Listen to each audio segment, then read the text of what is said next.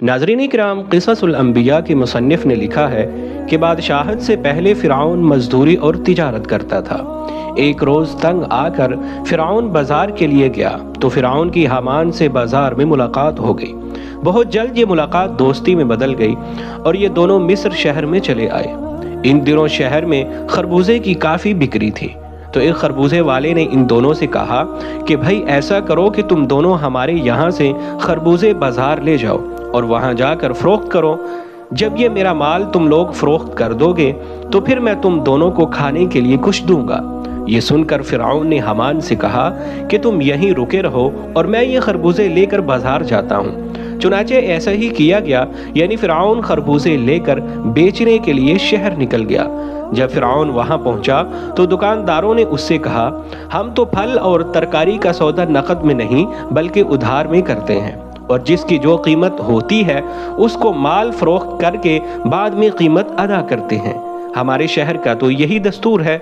فرعون کچھ عرصہ تک سوچتا رہا اور پھر وہ اسی وعدہ پر خربوزے بیچ کر واپس اسی جگہ آ گیا اور خربوزے کے مالک سے جا کر کہا کہ یہ کام اچھا نہیں۔ اتنا بول کر فرعون وہاں سے چل دیا اور پھر شاہ مصر کو جا کر ایک درخواست پیش کر دی کہ میں غریب ہوں اور وطن سے دور ہوں اور کھانے پینے سے بھی عاجز ہوں، لہٰذا مجھ غلام کو اسی مصر شہر میں جہاں سرکار کا حکم ہو اس جگہ پر مامور فرما دیں۔ یہ سن کر بادشاہ نے کہا کہ تو کون سا کام کرنا چاہتا ہے؟ فرعون بولا کہ میں اسی شہر کے قبرستان میں داروغہ بننا چاہتا ہوں کہ میری اجازت کے بغیر یہاں کوئی مردہ دفن نہ ہو۔ یہ سن کر بادشاہ نے فرعون کو قبرستان کی داروغی دے دی۔ تب فرعون قبرستان کے دروازے پر بیٹھ گیا۔ قضاء الہی سے ایسا ہوا کہ اسی سال مصر میں وبا پھیل گئی اور بہت آدمی مرنے لگے۔ فرعون نے جب یہ دیکھا تو اس نے ہر ایک لاش کے وارثوں سے ایک ایک درہم سونے کا لینا شروع کر دیا۔ اس طریقہ سے تھوڑے ہی دنوں میں اس کے پاس بہت سا روپیہ جمع ہو گیا۔ پھر ان پیسوں سے کچھ پیسے بادشاہ کو دے کر تمام شہر کی داروغی اپنے نام لے لی۔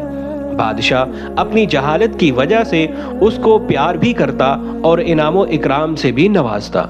اتفاقاً ایک دن مصر کا وزیر مر گیا۔ اس کے بعد بادشاہ نے فرعون کو مصر کا وزیر مقرر کر دیا۔ اس وقت فرعون نے حامان سے کہا کہ میں چاہتا ہوں کہ میں خدائی کا دعویٰ کروں تاکہ ساری مخلوق مجھ کو اپنا معبود جانے اور میری پوجا کرے۔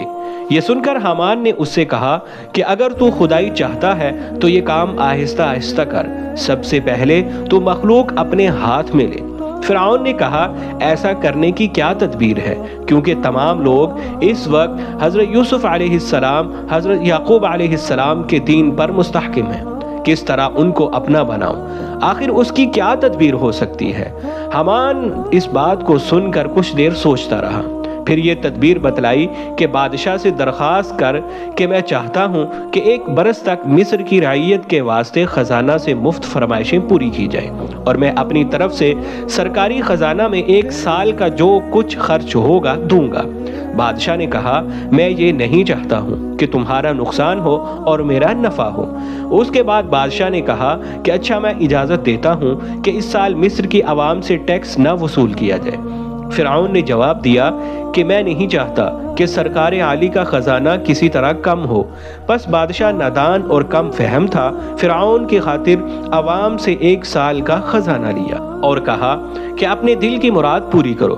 تب فرعون نے اپنے دیوان اور خزانچیوں کو بلا کر پوچھا کہ مصر کا خزانہ عوام سے کتنا وصول ہوتا ہے؟ وہ سب بولے کہ اتنا ہوتا ہے۔ پس فرعون نے اسی قدر روپیہ اپنی طرف سے حامان کے ہاتھ بادشاہ کی سرکار میں داخل کر دیا اور اس کے بعد پورے شہر میں منادی کرا دی کہ اس سال خزانہ معاف کیا اور ہم نے اپنی طرف سے خزانہ بادشاہ کے سرکار میں داخل کر دیا اور مزید 200 برس کی معافی کے واسطے بھی ہم نے سرکار عالی میں عرض کی، سو وہ بھی قبول ہوئی۔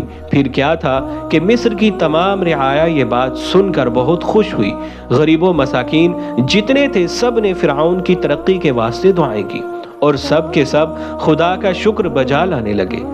پس 3 سال کا خزانہ موقوف ہونے سے مصر کی رعایا کو فراغت ہو گئی۔ پھر اچانک سے چند ہی روز بعد بادشاہ خود اپنی موت مر گیا۔ بادشاہ کا کوئی بھی والی وارث نہ تھا جو اس کے تخت شاہی پر بیٹھ سکتا۔ چنانچہ بادشاہ کی تجہیز و تکفین کے بعد 3 دن تک تعزیت کی گئی اور چوتھے روز تمام شہر کے لوگ، قاضی، مفتی، عالم، فاضل، امراء، غرباء اور چھوٹے بڑے سب بادشاہی دربار میں حاضر ہوئے اور کہنے لگے کہ بادشاہ کے تخت پر کس کو بٹھانا چاہیے، کیونکہ ملک بے سر و پا ہو گیا ہے۔ آخرکار سب نے فرعون کو بادشاہ بنا دیا۔ چونکہ مصر کے لوگوں نے فرعون سے نیکی دیکھی تھی کہ 3 برس کا خزانہ مصر کا معاف کیا تھا اور اپنے پاس سے 3 برس کا روپیہ بادشاہ کو دیا تھا، اس لیے سب اس سے خوش تھے۔ یہ خیر خواہی دیکھ کر سبھی لوگوں نے اس فرعون مردود کو تخت پر لے جا کر بٹھا دیا۔ ناظرین کرام، پھر اگلی ویڈیو کے ساتھ آپ کی خدمت میں حاضر ہوں گے، تب تک کے لیے ہمیں اجازت دیجیے۔ اللہ حافظ۔